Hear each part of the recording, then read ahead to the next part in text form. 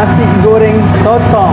Nasi goreng sotong. Selamat sotong lah. 3 orang makan bang Ya. Oh, banyaknya.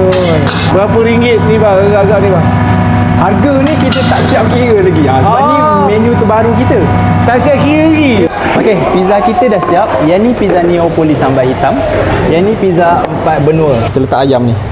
Oh, ayam racik Ya, betul. Nenas. Yang ni kalau nak request tak nak boleh kan? Boleh, tak ada masalah. Sambal hitam dulu orang tengok. Oh, pedas ni bang.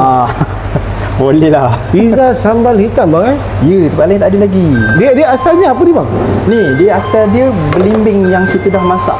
Korang tengok, cheese kita letak. Korang kalau korang nak extra cheese pun boleh. Korang just request je. Hai. Pizza sambal hitam Neopoli. Ni yang roti pizza punya. Sos pizza, daging. Kita bahagikan dua tau. Sebab kalau 4 benua ni dia ada 4 flavor. Ayam. Okey, lepas tu kita masukkan ayam grill. Ayam grill ni yang specialnya. Kita settlekan untuk bahagian ayam dulu lah. Yang ni sambal hitam. Nampak? Kita letak sambal hitam.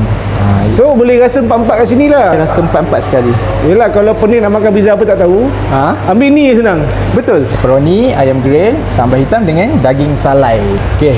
Ni kita letak pula daging salai. Ya Allah, banyak. Ni salai, kita salai sendiri tau daging ni. Daging salai sendiri bang Ya, betul. Kita salai sendiri dekat luar. Okey, yang ni kita letak nachos cheese, nampak? Ni selambak bagi betul. Ya, betul. Selamat. Tapi kalau nak extra boleh request lah betul tak? Ya, betul. Satu ni berapa orang makan bang tak? Satu ni 3 ke 4 orang boleh makan. Alright, dah siap. So tolak je lah bang Ya, betul. So satu pizza ni bang, berapa lama masak bang? Kalau api kuat dalam 1 minit lebih. So yang ni kira regular? Yang ni large. Oh large. Size large. Okey. Kita start potong. Boleh? Alright. Ni sebab ada 4 flavor kan. So satu flavor ni boleh dapat 2 slice. Ni boleh kita kena potong paling penting. Dia potong 6 slice. Tapi kalau nak simpan boleh 2 hari InsyaAllah esok boleh tahan lagi. Nak tanya bang, kalau yang 4 benua ni kan ada 4 flavor. Okey. Saya nak tukar sambal hitam dengan yang lain, boleh bang?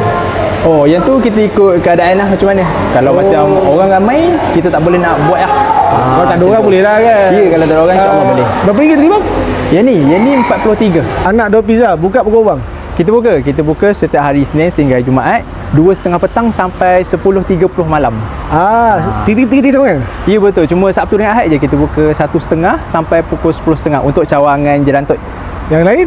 Yang lain sama 2:30 sampai pukul 10:30. Baik bang, terima kasih bang. Okey.